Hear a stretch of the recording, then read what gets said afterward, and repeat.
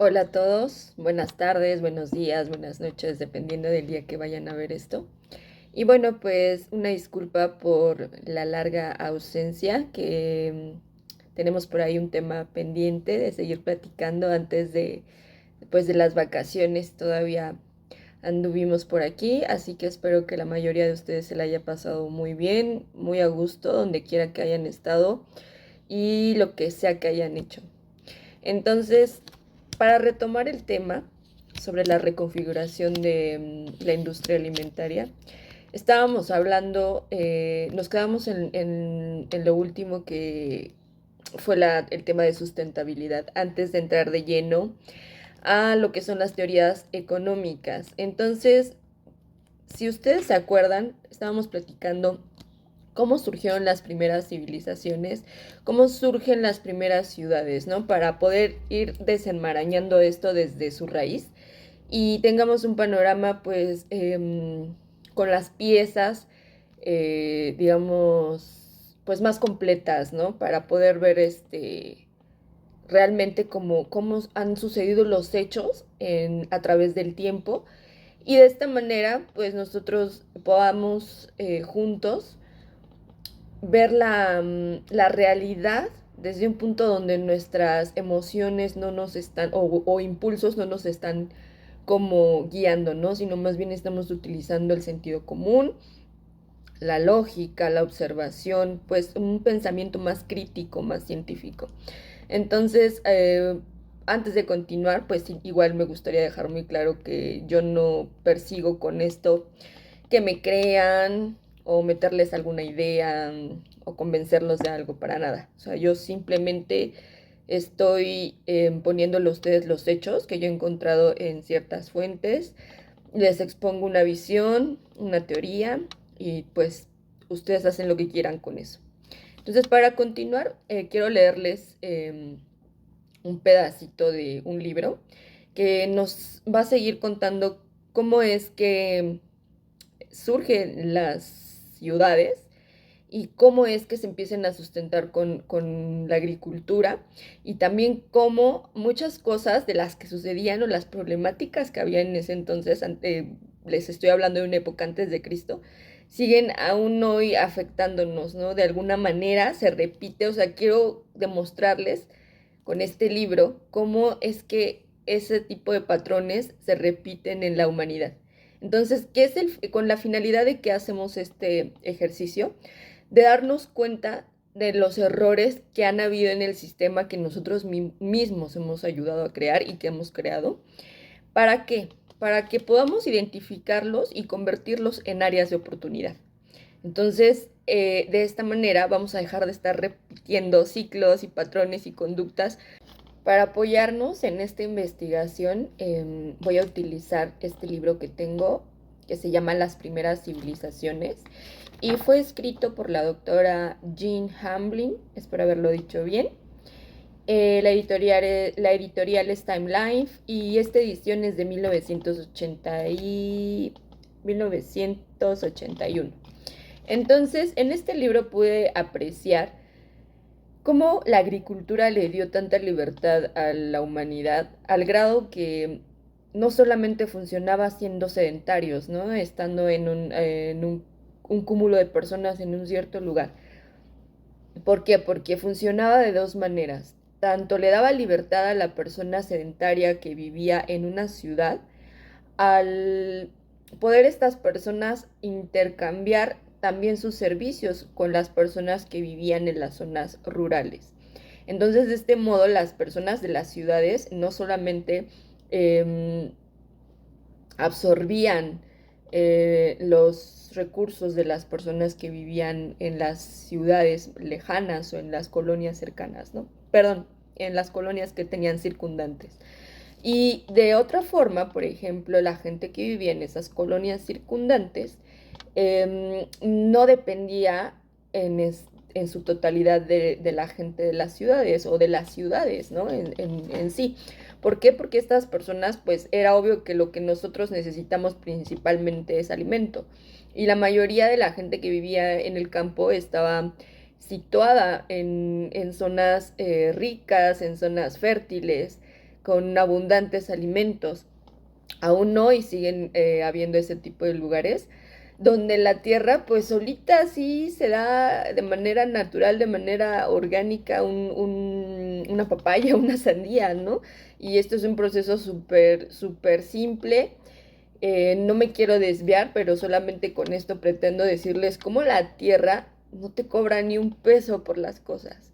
Hemos sido nosotros quienes, a base de, pues, de nuestra lógica, sentido común y acuerdo, hemos hecho un sistema económico, ¿no? Pero en realidad la tierra no te cobra ni un peso ni por vivir sobre ella, ni por alimentarte, y tampoco por descansar en ella cuando llega el momento del final, ¿no?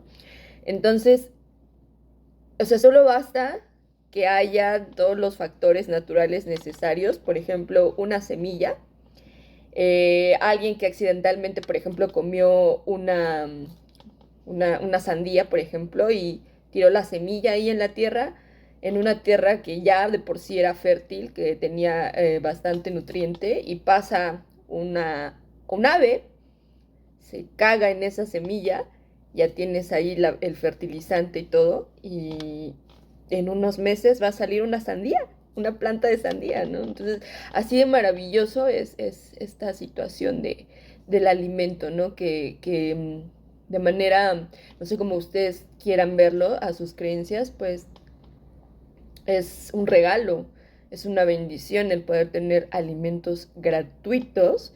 Sin embargo, nosotros nos hemos complicado la existencia y pues ahora los alimentos son caros. No todas las personas tienen la posibilidad de tener una alimentación sana, y a veces pues ni de accesar al alimento, entonces hay mucha pobreza, ¿no? Por eso hablamos de pobreza y de marginación.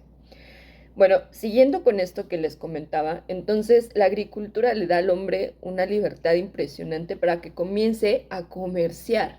O sea, la agricultura sin el comercio no van. Así que de este modo podía haber un sostén y un equilibrio entre ciudades y las comunidades aledañas y vivir en conjunto sin tener que depender una de la otra, o que la otra tuviera un peso mayor sobre la más pequeña, ¿no? Esto nos habla ya de sustentabilidad desde aquel entonces, desde muchísimo antes de que las Naciones Unidas sacaran otra vez el tema a flote, con una visión pues muy suya, porque realmente bueno, personalmente en el estudio, en el trabajo que he tenido con esto, no, sí tienen como pues la idea de la sustentabilidad, pero está un poquito más enfocada a ah, no quiero decirlo feo, pero pues más al hacerle propaganda que a de verdad hacer acciones al respecto. Entonces, bueno, para continuar, quiero comentarles algo que me pareció bastante importante, bastante fascinante para poder compartirlo con ustedes y demostrarles en base a los hechos surgidos a lo largo de la historia cómo hemos repetido patrones y conductas una y otra vez que lejos em, de ser benéficas, son autodestructivas para la humanidad en sí, para las civilizaciones, para las ciudades, para la gente que vivimos y que construimos estos lugares, ¿no? Y esta convivencia. Entonces, ¿cuál es el objetivo de hacer este énfasis? O sea, yo no busco culpables, no busco juzgar a nadie, simplemente busco compartir esto, y que si ustedes tienen la misma visión, pues podamos tomar conciencia de lo inconsciente, y estando conscientes de nosotros mismos, entonces transformar llamémosle áreas más bien sí, llamémosle áreas de oportunidad, ¿no? O sea, esos tropiezos, ahora que ya sabes qué es lo que has estado haciendo mal, transformarlo en la solución. Entonces, con este párrafo vamos a comenzar, y dice lo siguiente. La gente que vivía en una aglomeración permanente tenía que resistir a los ataques de los nómadas. Si los habitantes huían ante la regresión, podían salvar la piel, pero corrían el riesgo de perder sus medios de vida. Esta necesidad de seguridad promovió la formación de pueblos más importantes e incluso la erección de las ciudades fortificadas, en las cuales las gentes podían refugiarse en caso de ataque.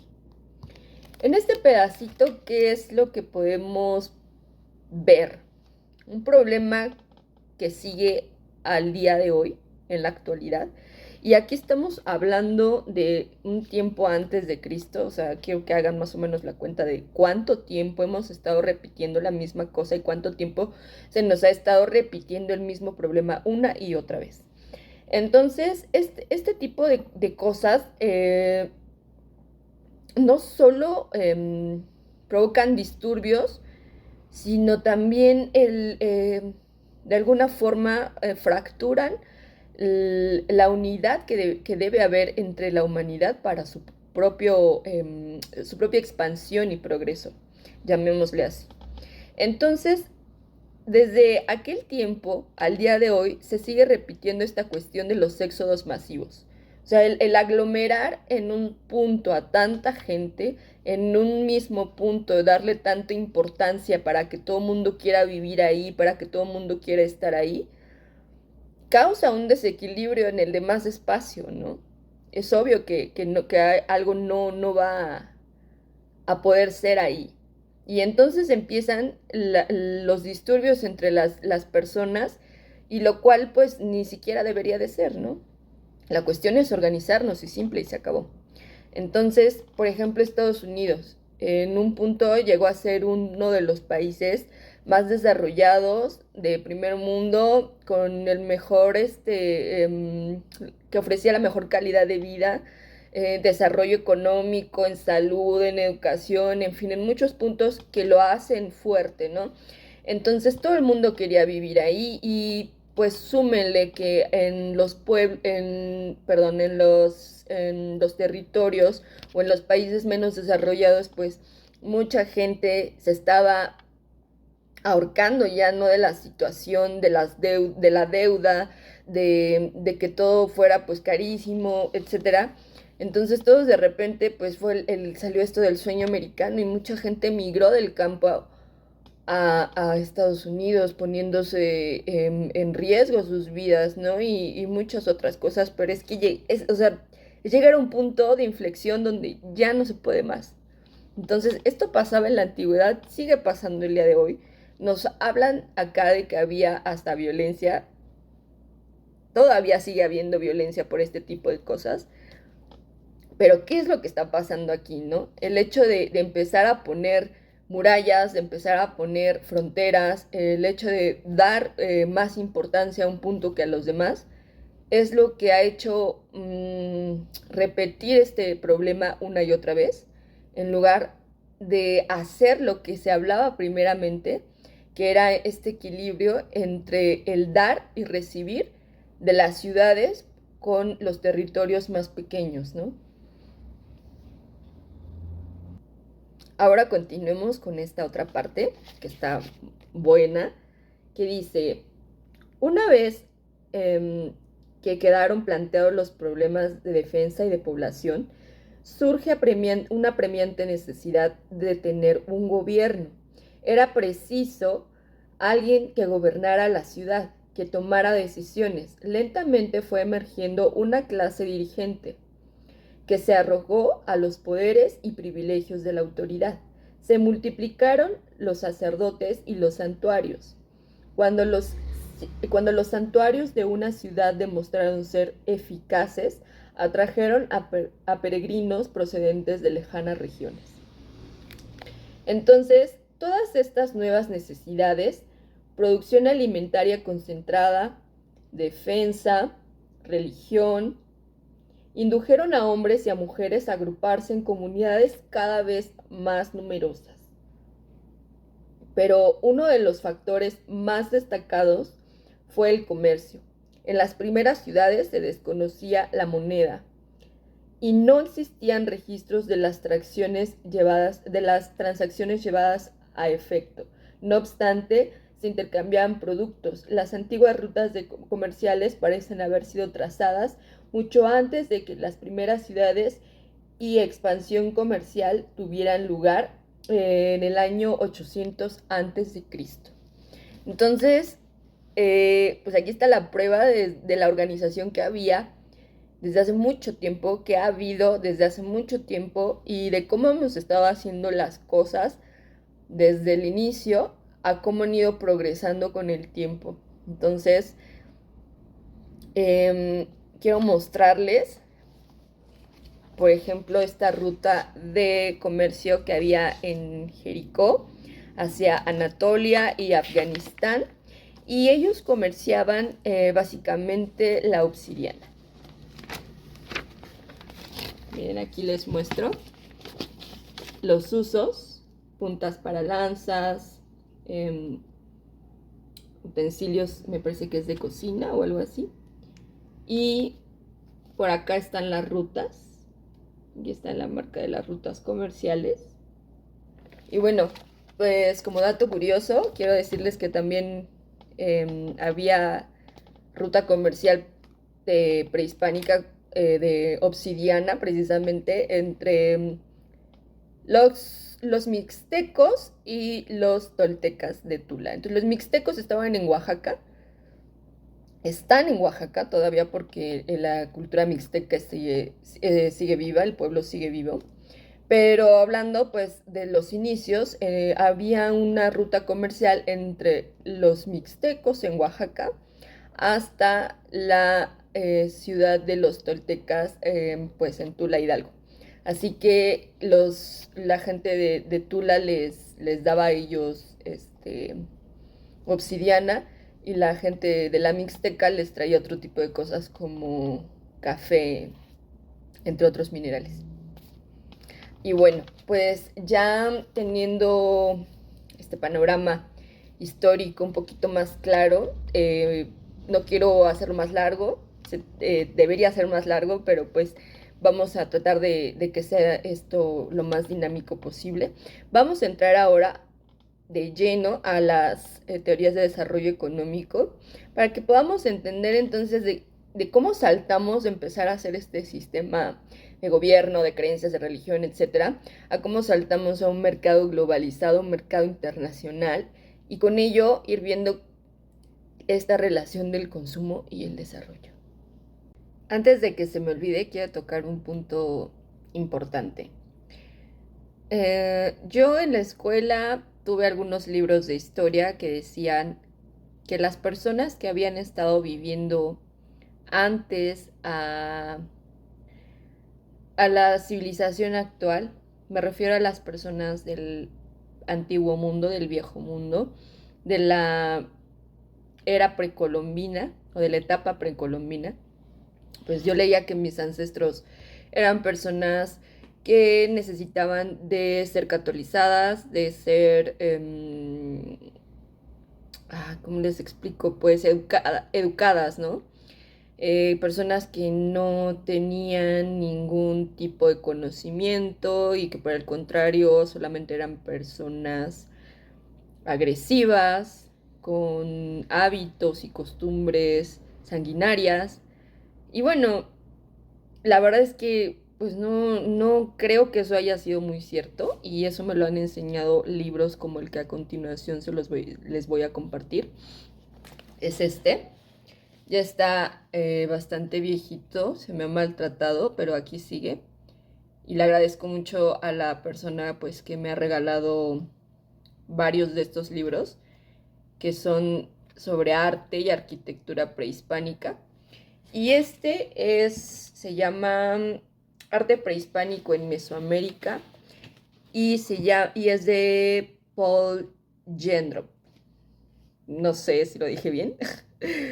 Y es de Editorial Trillas. Este libro es de igual por ahí del 87. Y bueno, pues lo que quiero mostrarles pues, es que es eso, ¿no? Que según pues las personas que hayan escrito algunos libros de educación básica, gratuita, decían que que los ancestros pues nomás no la rifaban, ¿no? Y miren, aquí precisamente está hablando de la arquitectura de Teotihuacán. También nos habla de los procedimientos y del conocimiento que ellos ya tenían y que contaban para construir de manera sustentable. Yo no sé qué tanto sepan ustedes que, por ejemplo, anteriormente el ajolote era utilizado para comerse las bacterias del río de Texcoco, cuando estaba ahí asentada la antigua Teotihuacán, perdón, la antigua Tenochtitlán, ustedes disculpen, pero entonces, o sea, el chiste es de que estas personas ya tenían un conocimiento a través de la observación. A lo mejor no era como tal las ciencias de hoy, pero ya son el inicio de las ciencias. Y ellos ya practicaban la arquitectura. O sea, esto es impresionante, ¿no? Y bueno, aparte de la arquitectura, también estaban sus primeros, este, las primeras pinturas, ¿no? Por ejemplo, aquí tenemos una que es rupestre, pero esto es expresión artística. O sea, si, no si mal no recuerdan, yo les platicaba cómo se medía anteriormente el desarrollo económico de una civilización, y era a través de la arquitectura, de las artes en general, de sus oficios, y la otra no recuerdo qué era. Pero imagínense, ¿no? Si nosotros calificáramos el desarrollo económico de las civilizaciones antiguas en Mesoamérica, principalmente una, pues, que pudo haber sido la tolteca, la azteca, la maya, eran ricos realmente, ¿no? Había un desarrollo económico elevado, puesto que había pues mucho desarrollo artístico, ¿no? Esas eran sus labores. Ese era el otro que me faltaba, las labores. Entonces ellos ya practicaban arquitectura, la pintura, la representación de las esculturas, miren, las esculturas, que todas eran representaciones físicas de algo etéreo como es un pensamiento, por ejemplo, ¿no? Mucha gente por ahí veo que de repente lo tuerce y dice, no, pues son los alienígenas y así, o sea, es arte, simplemente es la expresión del ser materializada, ¿no? Ya sea en una pintura, en música, en literatura, en arquitectura, en las matemáticas. Entonces, ellos ya tenían un sistema bastante avanzado, como muchos saben, el calendario azteca, el mixteco, son de los más exactos que hay, ¿no? Entonces también hasta conocimiento de astronomía tenían. Y bueno, pues eso es lo que quería como mostrarles a grandes rasgos de este libro. Hay más cosas, obviamente, pero bueno, pues ahora sí, vamos a platicar de las teorías de desarrollo económico. Ahora sí, las teorías de desarrollo económico, las TED. ¿Qué son? Bueno, las TED es una rama de la ciencia económica que está encargada de investigar, de estudiar las dificultades que tienen los países menos desarrollados, los países subdesarrollados, y en este sentido crear soluciones para apoyarlos y ponerlos en un lugar equitativo y donde puedan desarrollarse, donde puedan llegar a ser países pues de primer mundo, ¿no? Cabe mencionar que este estudio no surge hasta después de acontecimientos bastante desastrosos que ya no tuvieron pues reversiva, ¿no? O sea, como hay un dicho por aquí en México, que después del, ¿cómo es? Después del muerto tapan el pozo, el hoyo, algo así, ¿no? Entonces no fue hasta que sucedió la Segunda Guerra Mundial y la gran devaluación de los años 30 que surgen las teorías de desarrollo económico. Y bueno, pues, salud. Me estoy tomando un cafecito, que por cierto lo vendemos en Limo. Es un café de de la región de los Altos de Chiapas. Es un café natural, un café sin mezclas, un café de economía sustentable. Bueno, entonces para esta parte tenemos tres invitados especiales, tres invitados que pues ya no siguen vivos, pero los elegí porque fueron de las tres figuras. Son las tres figuras con las que podemos trabajar para hacer comparaciones de las personas que hicieron unas aportaciones muy importantes y las cuales siguen aún vigente al día de hoy.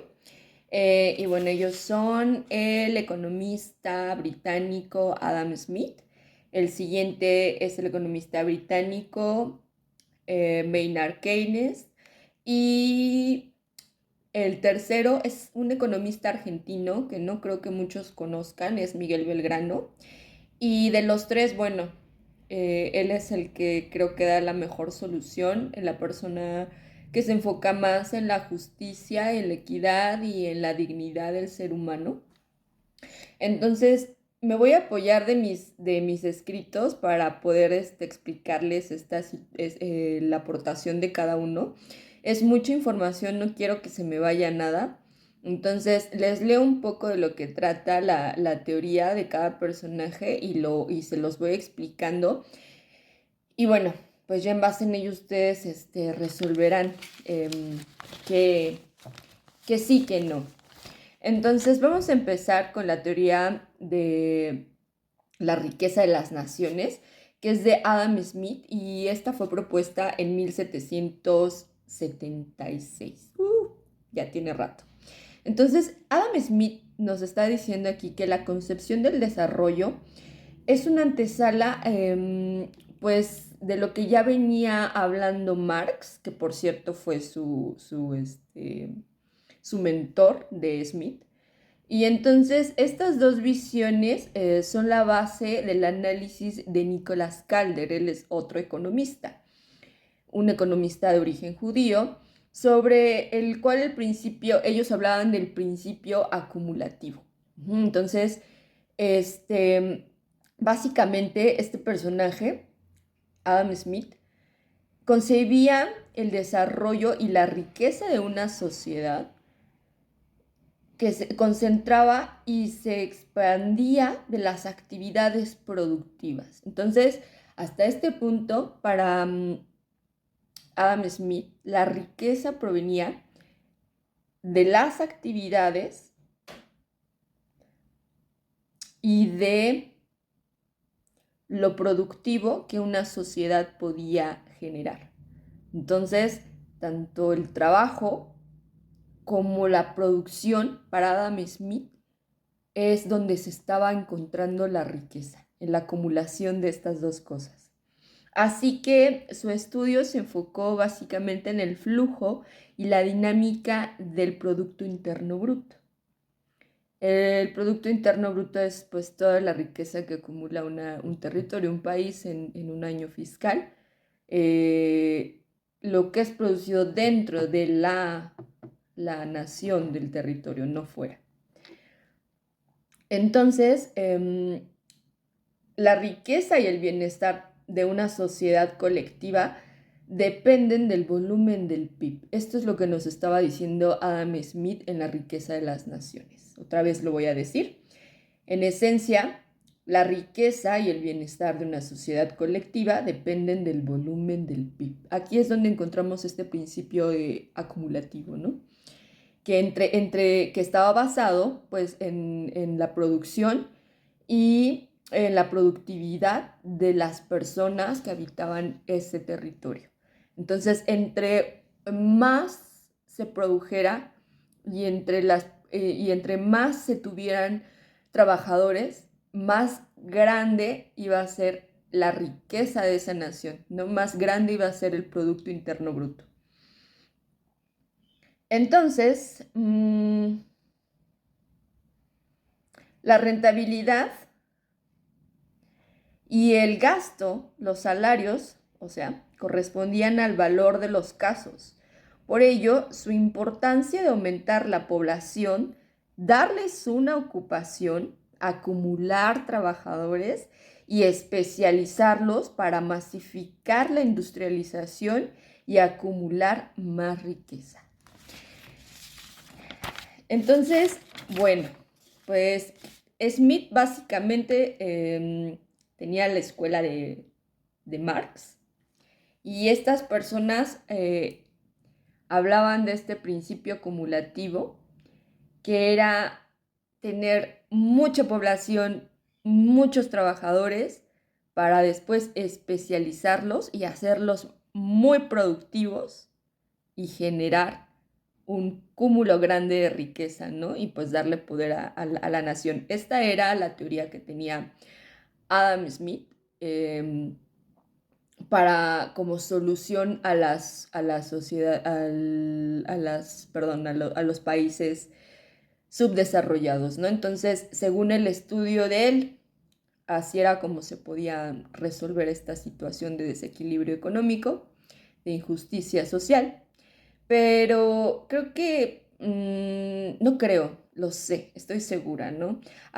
Viéndolo desde un punto frío, ¿no? Sin estar como diciendo, ay, yo coincido con este porque me cae bien, porque como que piensa como yo. No, en base a los hechos, esta persona no estaba viendo por la dignidad humana, ¿no? No estaba viendo tampoco por el cuidado o el equilibrio de un ecosistema, por cuidar o procurar el comercio y las materias primas y el recurso natural de ese lugar, ¿no? Lo único de lo que hablaba era masificar, masificar y hacer más, más, más, más, más, crecer, crecer, sin importar las consecuencias, sin importar las personas, ¿no? O sea, era lo que hablábamos anteriormente, ¿por qué hacer un cúmulo de personas en un solo punto, ¿no? Y armar todo un desgorre después. Iba a decir otra cosa, pero bueno, esta era la idea de este señor, ¿no? Hacer crecer la población en un punto para que hubiese más trabajadores y en base a ello estas personas fueran más productivas y pues también hubiera una correspondencia con el consumo, ¿no? Con los salarios, o sea, darle vueltita, ¿no? Los hacemos crecer como ganado, por así decirlo. Discúlpenme si voy a hacer esta comparación, pero los hacemos crecer como ganado, les damos trabajo, los empleamos en lo que nosotros necesitamos y les pagamos, y con eso que les vamos a pagar, ellos lo van a gastar en donde nosotros les digamos, y el dinero va a regresar y va a estar dando vueltas, ¿no? O sea, inteligentemente es algo que funciona y está bien, ¿no? Pero ¿dónde queda la dignidad de las personas? ¿Dónde queda el comercio libre? Entonces, pienso que no ha sido una buena idea este pensamiento económico de Marx, de Adam Smith. No pienso que sea una solución que hasta el día de hoy haya funcionado a la práctica. No voy a entrar en decir si esto es socialismo, comunismo y ese tipo de cosas, porque al final del día todos los sismos se tocan. Tanto capitalismo con comunismo, con socialismo y esas cosas se tocan. Mucho de esto, mucho del otro es desequilibrio. Ahora vamos a pasar a la siguiente teoría. Y nuestro siguiente participante es Maynard Keynes, y él nos propone la teoría general del empleo, el interés y el dinero. Este estudio surge por ahí del 1936, o sea que bastantes añitos después de la de Adam Smith, que fue en 1776. Si es que no estoy mal, si es que mis datos son correctos, si no, pues ahí échenme la mano y googleenle, no les hace daño. Y bueno, ¿qué decía este señor Maynard? Durante el año de 1929, Europa y Estados Unidos se enfrentaban a una dura crisis económica.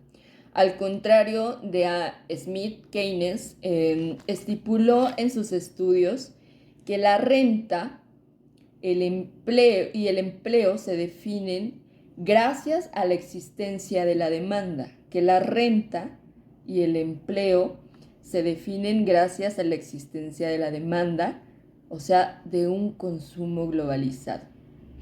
Y los estudios neoclásicos que dicen que el libre mercado es el aporte más significativo de Keynes, ya que él decía que el gasto público no es obstáculo para la inversión privada. O sea, para Keynes, el hecho de abrir la economía, al contrario de Smith, no quería decir que iba a ser el acabose, ¿no? Sino más bien él los complementaba. Entonces, otra vez, el gasto público no es un obstáculo para la inversión privada, sino su complemento. De modo que, y a diferencia de las teorías clásicas, Keynes incorporó al Estado en el ejercicio económico esta importancia de dejar claro que el modelo de Keynes no aplicaba a la situación de los países subdesarrollados. Entonces, para este punto, por el contrario a Smith, la riqueza para Keynes se encontraba en el consumo, pero a un consumo abierto, con un comercio internacionalizado, ¿no? O sea, ya no cerrando las fronteras como lo proponía antes Marx y Smith, eh, diciendo esta cuestión de lo acumulativo, ¿no? Acumular personas y acumular pues trabajadores y de este modo estar rotando el dinero, ¿no? Entre lo que te pago y lo que me compras. Entonces acá Keynes, perdón, tenía una idea un poquito más libertaria, digamos que era el que menos castigaba a la dignidad humana, dándole un poquito más de libertad. Pero aquí el problema es que este modelo económico no es propio para un país en las situaciones, perdón, en las, ¿cómo decirlo? En la situación que vive un país de subdesarrollo. Entonces este modelo básicamente fue creado para un país desarrollado, nada que ver con los países subdesarrollados, así que olvidemos lo que va a funcionar aquí, olvidémoslo. Y es sobre el modelo en el que estamos situados, ¿no? O sea, aquí hay que comprender que abrir el comercio hacia lo internacional, hacia lo global, claro que fue una excelente idea, pero aquí la situación es hasta dónde están los límites para no sobrepasarlos y dominar de una manera geopolítica, entre otras, ¿no? A los países menos desarrollados, como ya hablábamos antes.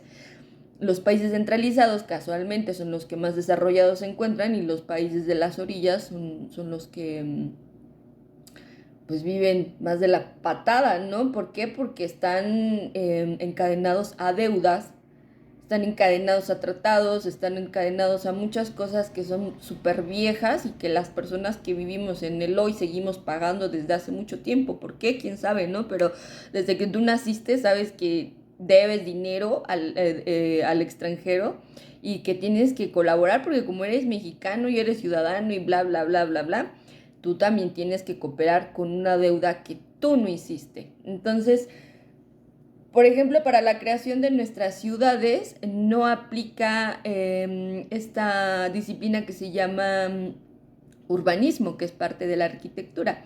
Y el urbanismo simplemente es el tomar en cuenta las opiniones y las necesidades de las personas que viven en un territorio y en base a ello hacer la construcción y la proyección de la ciudad. O sea, prácticamente son, pues no se hace, o sea, no se practica, no se lleva a cabo, ¿no? Las personas de los ayuntamientos construyen y construyen a lo bestial sin realmente proyectar o pensar qué es lo que están necesitando las personas realmente, ¿no? Entonces muchas veces nos dejamos llevar como por lo que ven nuestros ojos y no por lo que es el sentido común de si algo va a ser funcional o no. Entonces, pues algunos países al día de hoy que en algún momento o en su momento fueron subdesarrollados como China, han logrado eh, pasar los límites o sus propios límites de estar pues en situaciones como por ejemplo que la primera carretera, la primera autopista, perdón, se construyó por ahí, creo que de los 30, algo así. No, no es cierto, no es cierto. Fue antes del año 2000, fue antes de los 2000. Bueno, no tiene mucho. Y para el día de hoy China es una potencia desarrollada. ¿Por qué? Lo podemos ver en los detalles de su tecnificación, en cuestión también de educación, porque son de los que más citados son, de los que más artículos científicos tienen. Entonces, eso los hace ser un país desarrollado y puede ser que China ya haya sobrepasado a Estados Unidos, que era de las, pues el rey, ¿no? El de la potencia más desarrollada, del líder, ¿no? Por eso vemos ahora esta situación de la reconfiguración en todos aspectos, empezando por la alimentaria, ¿no? Porque está esta lucha de poderes entre las grandes naciones, entre las grandes potencias, y Estados Unidos no suelta, porque no es fácil para una potencia así soltar algo que le costó tanto tiempo obtener, que se llama poder, ¿no? Y cómo ha logrado ese poder Estados Unidos sobre muchas naciones, pues ha sido a través del consumo y ha sido a través de la producción también y de estos tratados de los que hablamos. Entonces, ahora vamos a pasar con mi invitado especial.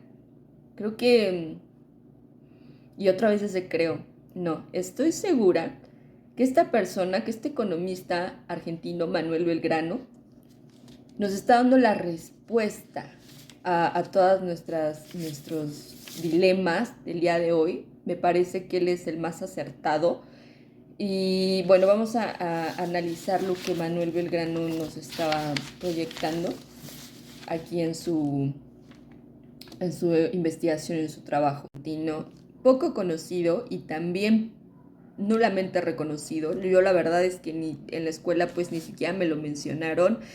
Tuve que encontrar por ahí un artículo que para mí fue como una bendición porque él me iluminó desde su mensaje, desde su estudio, ¿no? O sea, desde hace pues que le gusta más de 200 años, ¿no? Él nos está dando aquí un poco de claridad ante las dificultades que él ya venía a venir desde aquel entonces para los países subdesarrollados. Y me gustaría mucho leerles una frase en la que encuentro yo resumido pues prácticamente su trabajo y dice lo siguiente: la agricultura es la madre fecunda que proporciona todas las materias primas que dan movimiento al comercio y a las artes. ¿Qué está queriendo decir con esto Belgrano? En mi entendimiento, él habla de que la agricultura en sí, el trabajo que ésta representa, es la raíz, es lo primigenio, lo que le da vida al comercio y a todas las cosas que hoy como seres humanos nos representan herramientas para seguirnos expandiendo en la tierra, para seguir expandiendo nuestra vida, nuestro conocimiento. Entonces, básicamente él nos está hablando de lo que hablábamos anteriormente, de que la tierra es gratis, la tierra y los elementos como son el agua, el fuego, el aire, y la misma tierra, son los que propician la vida y no nos están cobrando ni un solo peso, ¿no? Son los que propician todas las materias primas y los recursos naturales con las que están constituidos y construidos todos los servicios y bienes que nosotros consumimos y necesitamos para vivir al día de hoy. Es más, o sea, nos proveen de todo eso necesario para crear hasta nuestro entretenimiento, ¿no? O sea, de un árbol hacemos música. Es esta situación de que la materia no se crea ni se destruye, solo se transforma y así es como es el ciclo de la vida. Todo lo que nosotros producimos debería estar pensado en que se reincorpore nuevamente a la tierra y son principios básicos naturales que nosotros debiéramos adaptar a nuestro mundo sintético, a nuestro sistema de seres humanos que tienen una sociedad e intercambian bienes y servicios por un valor económico. Entonces, en sí, con esta frase quiero que reflexionemos sobre el verdadero valor de las cosas, lo que hemos estado haciendo, ¿no? Porque como les comentaba, la tierra nos da todo, no nos cobra ni un peso. Hemos sido nosotros quienes hemos creado todo un sistema de símbolos y de representaciones y de valor sobre, sobre lo económico, sobre el funcionar económico entre nosotros. O sea, no ha sido la tierra quien nos puso o nos impuso un impuesto, ni quien ha dicho, ah, pues este va a ser rico, este va a ser pobre, tú vas a pertenecer a tal código postal y tú a este. No. La naturaleza no ha creado las condiciones para que nosotros vivamos como vivimos así al día de hoy. Hemos sido nosotros. Inconscientes o conscientemente estamos participando en este sistema, en este dictado de leyes y de demás cosas que nos atan y que hemos decidido aceptar como ciudadanos. Por ejemplo, con nuestra credencial de lector hemos dado permiso a que ciertas leyes entren en vigor, a que ciertas cosas se hagan con nosotros. O sea, no nos hagamos de la vista gorda de que nosotros no tenemos aquí ningún papel primordial, porque si de eso se trata, nosotros somos los principales que deberíamos dictaminar qué rumbo queremos para nuestras ciudades, para nuestra sociedad. ¿Con qué? Pues con esa tarjetita que llamamos credencial de lector, ¿no? No solo sirve para entrar a los antros, no solo sirve para comprar alcohol y cigarros, tiene un poder, porque nosotros somos, digo, no sé si nos ha olvidado, pero pues somos, por así decirlo, los jefes. Y el gobierno como ente son los administradores, son los servidores públicos. No tienen ningún dominio sobre de nosotros, ni nosotros les debemos algo tampoco. Entonces, para que nosotros podamos mandar y gestionar, primero tenemos que estar pues bien unidos, ¿no? Y sobre de ello, organizados. Y ya creo que es un tiempo donde nosotros hemos acumulado conocimiento. La mayoría de nosotros hemos tenido la oportunidad de asistir a la escuela, de tener la opción de ir o no ir. Y aún así no hayas estudiado, también tienes la opción de poder investigar o no. Y en base a ello, en base a eso, obtener el poder para gestionar y auditar a estas personas que están en los puestos importantes, a estas personas que toman las decisiones importantes, pues nosotros tenemos ese trabajo de ser gestores y auditores de sus propuestas. ¿Por qué? Porque tenemos el conocimiento necesario para hacerlo. No se trata solamente de decir, ay, yo voto por fulano, por fulana porque me cae bien, porque está chistoso, porque está viejito, porque está chaparro, porque está guapo, porque sale en la tele, porque, ay, pobrecito. No. O sea, nosotros tenemos que decidir quiénes van a ser los gobernantes o las personas que van a tomar las decisiones importantes basados en la lógica, en el sentido común, en que lo que están proponiendo funcione realmente, porque por eso se anida tanto esta cuestión de la corrupción, que no es más que ignorancia, una ignorancia bastante pesada y que nos ha estado pesando por mucho tiempo. Pero bueno, no me quiero desviar demasiado, así que regresamos a Belgrano. Y bueno, Belgrano, a diferencia de este señor Keynes y de Smith, él estaba centrando sus estudios en la agricultura. Él centró todos sus estudios en la importancia de la agricultura, ya que para él esta es la pieza clave para generar el bienestar económico. O sea, para Belgrano, la agricultura es la pieza clave para generar un bienestar económico dentro de un país subdesarrollado. Para Adam Smith, era el hecho de hacer un comercio globalizado internacional. Esa era su propuesta. Y la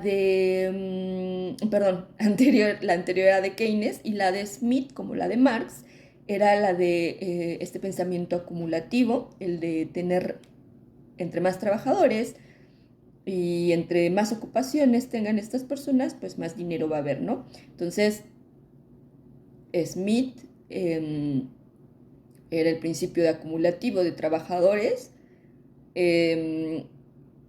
Keynes, el de la demanda, él hablaba de que el dinerito y la riqueza se encontraban en la demanda. Y para Belgrano, la riqueza se encontraba dentro de la agricultura. La pieza clave era esto. Él estaba de alguna manera regresando a los inicios y al conocimiento primigenio, a lo lógico, a lo que ya se venía haciendo desde hace tiempo, ¿no? Entonces, sus estudios toman relevancia en un modelo agroexportador. O sea, aquí ya estaba innovando en Belgrano, y de alguna manera también estaba hablando de lo que decía Keynes, ¿no? De poder incorporar un comercio, libre comercio, un comercio abierto, de abrirle las puertas a la inversión privada. Y en este sentido avanzar hacia un escenario técnico-político, al develar a los grandes latifundios acaparadores y garantizar el acceso libre a la tierra para quienes realmente se dedicaron a trabajarla o se dedicaban a trabajarla. Entonces, Belgrano estaba pensando en todo, estaba pensando en que si se le daba prioridad a la agricultura, también de esta manera se iba a proteger la tierra y dejarla en manos de las personas que realmente la trabajaban, y no en manos de los latifundios que simplemente se dedicaban a explotar y a colgarse como chinches energéticas y parásitos de los productores, de los agricultores. Entonces, Belgrano fue pupilo de Adam Smith, por cierto, y tuvo influencias también de Fernando Galliani y Antonio Genovesi. Estos fueron otros economistas. Y bueno, para Belgrano, el concepto de valor, el concepto, aquí esto es muy interesante. El concepto de valor de cambio para Belgrano, el valor de cambio es el precio que le ponemos a una cosa o a algo que vamos a vender. Estipulaba que ninguna cosa tiene su valor real ni efectivo en sí misma. Solo tiene el que nosotros le queremos dar, y este se liga a la necesidad que tengamos de ello, a los medios de satisfacer esta inclinación y a los deseos de lograrla, y también a su escasez y abundancia. Entonces, otra vez, para Manuel Belgrano el valor de cambio, o sea, el precio,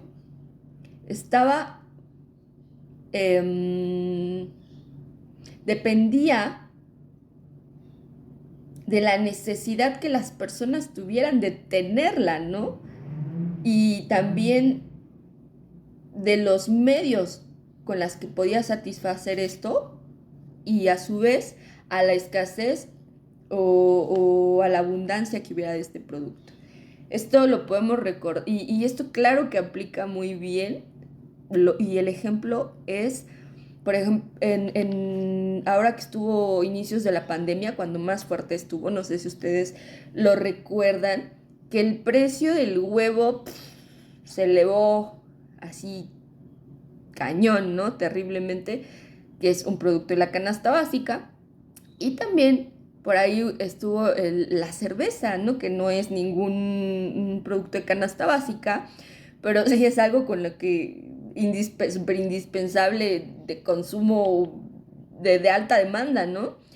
Y la cerveza, recuerdo que me parece que una de tamaño familiar llegó a costar hasta 100 pesos. Entonces, o sea, entiendo que puede ser que el huevo haya escaseado en cuestión de su procedencia, porque si era huevo chino, por ejemplo, y con esto del COVID, pues obviamente que iba a estar detenido el embarque en el puerto o en el aeropuerto donde llegaran, ¿no? Precisamente por tomar las precauciones debido a la pandemia. Pero del alcohol no entiendo por qué haya subido, pero fue un jugar con las personas. Entonces es jugar con ellos psicológicamente y con su necesidad de las cosas. ¿Cuánto estás dispuesto a pagar por esto que te voy a quitar? Entonces así funciona de alguna manera el control de la industria alimentaria, ¿no?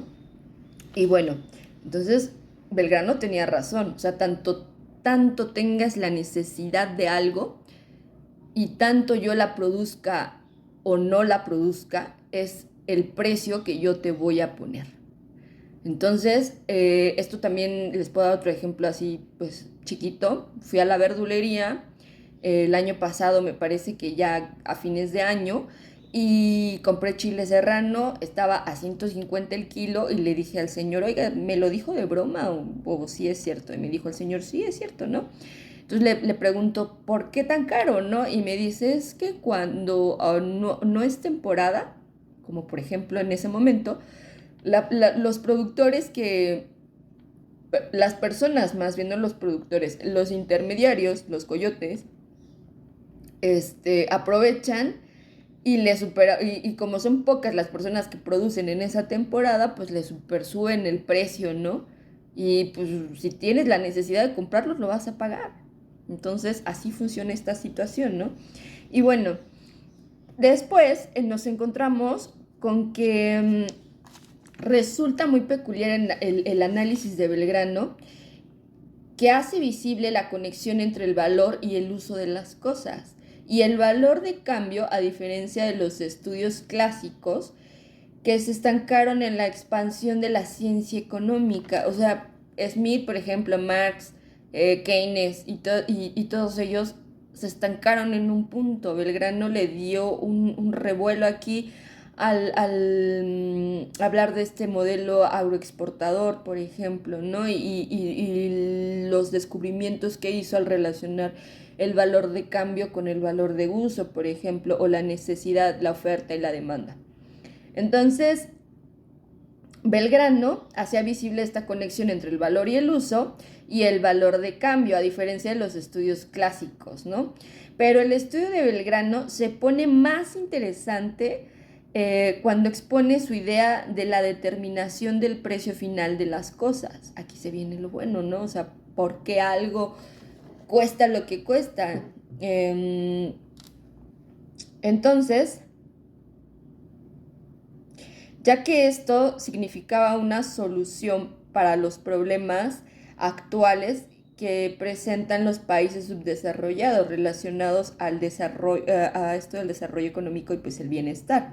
Además expuso la independencia que existía entre la agricultura y el comercio, acotando lo siguiente. Entonces, para este punto, Belgrano nos habla de que el comercio y la agricultura tienen una conexión de dependencia, no existe el uno sin el otro. Entonces, él decía lo siguiente, escribió lo siguiente: apenas el hombre se dedica a cultivar la tierra cuando ésta representa abundantes cosechas, pero si tuviera valor, recompensaría su trabajo con exorbitantes ganancias, pero este valor no es posible sin consumidores o se supla la ausencia de ellos. Y sobre la agricultura escribió lo siguiente, que solo se fortalece con el gran consumo. Entonces, vamos a analizar esta parte donde él habla que la tierra no tiene valor alguno a menos que la cultives, que la hagas ser rica. ¿Con qué? Sembrando. y cosechando. Y bueno, ahora que ya tienes esa cosecha, ahora que ya tienes el montón de maíz o el montón de sandías o de manzanas, ¿qué hago con ella? Todavía esto no me da dinero, ya me está dando para mi sustento, pero todavía no me da un valor económico. Entonces, aquí está agregando él que esto de las grandes ganancias no sería posible si no le agregas quién la consume. Entonces, a la tierra le das un valor agregado cuando la trabajas, pero también cuando um, consigues quien consuma esto y pague por este intercambio, ¿no? Entonces, por eso Belgrano hablaba de que no se pueden conseguir grandes riquezas si no hay consumo. Entonces, como acto seguido, eh, dentro de esta frase de Belgrano, anima a los agricultores a hacer una apertura de sus puertas al consumidor extranjero, como ya lo hablaba Keynes, ¿no? De implicar la inversión privada. Y en este sentido, aumentar la plusvalía de las tierras. Entonces, esto está muy bien enfocado porque aparte a Belgrano no se le escapó esta situación de dejar desprotegida a la gente que vive en esas tierras. O sea, no solo darle una plusvalía a esas tierras para que el capital extranjero o el capital privado venga y se las quede y se las lleve, que es lo que ha sucedido al día de hoy con esos tratados de libre comercio, con la lógica de que el volumen de consumidores significa un mayor capital y beneficios para las tierras de origen, obviamente, productoras, para las tierras productoras y sus habitantes. Entonces, esto era lo que pasaba, ¿no? Belgrano estaba diciendo, hay que darle un valor agregado a las tierras, vamos a abrirnos al consumo internacional, pero sin descuidar que los beneficios sean para las tierras de origen y para las personas que viven en ellas.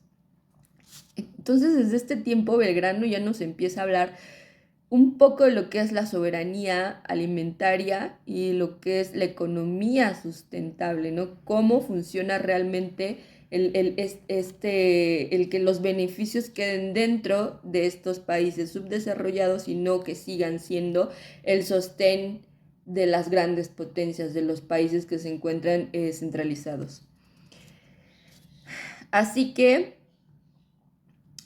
aquí es importante mencionar que Belgrano propuso su teoría con una visión hacia el futuro y sabía que había que proteger a las economías locales, así como el comercio y fortalecer la producción y el consumo nacional, dado a la vertiginosa expansión de las economías de los países pues, más desarrollados, ¿no? Este poder que empezaban a ejercer geopolítico sobre los demás, que pues obviamente habría mucho más la brecha de desigualdad, ¿no? Entre estos países de desarrollados y subdesarrollados y estar catalogando y hacer como que estudiamos y buscamos soluciones, pero realmente nadie de verdad lo estaba haciendo, a menos de que supieran lo que estaban haciendo y les y era toda una mentira esta del desarrollo económico y siempre iba a funcionar así, ¿no? Con unos en la base de la pirámide y otros en la cima, ¿no? Entonces, ¿en qué momento iba a suceder ese famoso desarrollo económico, esa famosa igualdad? Pues hasta el día de hoy no ha pasado. Y bueno, pues esta visión se puede resumir en tres puntos álgidos, esta visión de Belgrano. El número uno es la conexión de la demanda en la formación del precio, ¿no? La número dos es la visualización de la productividad y su aprovechamiento para el desarrollo y la protección de las personas y el territorio que habitan. Entonces, Belgrano decía, exportemos zapatos, no cuero. Entonces, ¿cómo él pretendía que los beneficios se quedaran en estas tierras productoras y para las personas que vivían en ellas, ¿no? esta frase de exportemos zapatos y no cuero es el ejemplo más claro. Por ejemplo, vamos a poner la situación de los zapateros de León. Ellos producen zapatos de excelente calidad. Pero, ¿qué es lo que pasa? Que hay países que terciarizan sus bienes, ¿no? Entonces, se sabe que en la industria de la moda se confecciona eh, con productores o con artesanos, se confecciona el zapato y ya después ese producto se manda a otro país para hacerle la etiqueta y se registra también con un país de origen, ¿no? Que obviamente no es ni el que le vendió el cuero, ni, o el que le confeccionó el zapato, ni el que le pegó la etiqueta, sino es el beneficiario, al final es el con el que se registra la marca, ¿no? ¿Y qué es lo que pasa en este sentido? Que si ese zapato, por ejemplo, es de una marca reconocida, ¿no? La primera que se les venga en mente, una marca reconocida y prestigiosa y que vale mucho dinero, ¿no? Entonces, si este país, que vamos a poner el ejemplo, se encuentra en Francia, el país donde se registra la marca, ¿dónde creen ustedes que el dinero de toda la riqueza que se acumuló o que se consiguió de la venta de todos esos zapatos, dónde va a ir a dar? ¿En el primer país de donde se sacó el cuero o de donde se maquiló? ¿O en el segundo país donde se pegó la etiqueta? ¿O en el tercer país de donde está la marca registrada? ¿Dónde creen que va a ir a parar ese dinero? Pues sí, los que escogieron que en el país donde se encuentre la marca registrada, pues ahí es donde va a ser la tierra beneficiada, no la tierra de donde se sacó el cuero, ni para las manos que lo confeccionaron. Entonces, ahí está esta situación, ¿no? Que puede ser que nosotros seamos grandes exportadores de materias primas y de muchos otros elementos naturales, minerales, por ejemplo, y muchos otros elementos de la tabla periódica con la que se construyen tecnología, por ejemplo, también. Puede ser que nosotros seamos dueños de todo eso y tengamos los yacimientos más grandes de litio, no sé, de plata, de aluminio, de cobre. Pero ¿de qué me sirve si yo no tengo la tecnología ni el conocimiento para poder inventar, para poder crear un producto terminado y que el beneficio se quede en mi tierra y para mi gente, ¿no? Entonces, aquí está también esta parte de lo que nos atan los tratados, porque ahí está bien escrito y estipulado que sí puede hacer este país con cierto recurso y que no. Entonces, desde ahí ya se está limitando y desde ahí ya es claro que no es justo. Entonces, desde ese punto estamos o nos podemos dar cuenta cómo es de ineficiente el sistema económico o la teoría del sistema económico sobre la que estamos funcionando. Es inconsistente y es totalmente fuera de equilibrio e injusta porque están determinando con reglas quién sí y quién no juega, limitando con el conocimiento a las personas. Entonces, no sé cómo lo quieran ver, pero este juego no es limpio. A los países desarrollados se les ha brindado, digamos así, la oportunidad de tener el conocimiento y la tecnología para desarrollar productos terminados, productos que son de consumo masivo y que por lo tanto les ha hecho crecer y desarrollar sus territorios, tanto como las vidas de las personas que viven ahí. Pero por el contrario, ha quitado la dignidad a las personas que viven en países subdesarrollados por el hecho simplemente de que las reglas son como son. y no hay beneficio para ellos ni para su tierra. Entonces, en este sentido, se debe proteger la soberanía de una nación o de un determinado territorio. Y bueno, como punto número 3, ya para finalizar con Belgrano, vemos su exposición clara acerca de cómo y por qué el valor del producto son determinantes del valor económico del factor. Cuando hablamos del factor estamos hablando del trabajo, del costo de la producción. Entonces, a diferencia de Smith, que sostuvo lo contrario, es decir, que el valor de los factores es el determinante del precio final. Aquí en esta parte quiero que le ponga mucha atención porque aquí viene la solución. Dice Belgrano, propuso él en sus escritos que el fomento a la agricultura, animar a la industria y proteger al comercio son las tres fuerzas fundamentales de la riqueza. Entonces, es fomentar la agricultura. Eso quiere decir que hay que consumir hay que consumir más lo que se produce en nuestro lugar de origen. Van a decir, no, pero si yo siempre consumo lo de aquí de México, no sé qué, ¿están seguros? ¿De verdad estás seguro? O sea, cada que vas a la tienda y tomas un producto, ¿estás seguro que está hecho y terminado en México? Cada que vas a la verdulería, ¿estás seguro de que tus uvas, de tus manzanas son locales, son nacionales? Ahí se los dejo de tarea, ¿no? Entonces, la siguiente es animar la industria. ¿A qué se refiere con animar la industria? Pues otro dato por ahí. México, la economía de México se sostiene mayormente por por el comercio informal. Este dato que les estoy dando es de INEGI, ya tiene un rato, pero no creo que haya cambiado mucho. Entonces, la mayoría de empleos para los mexicanos lo sostiene el comercio informal, no gobierno, no la iniciativa privada,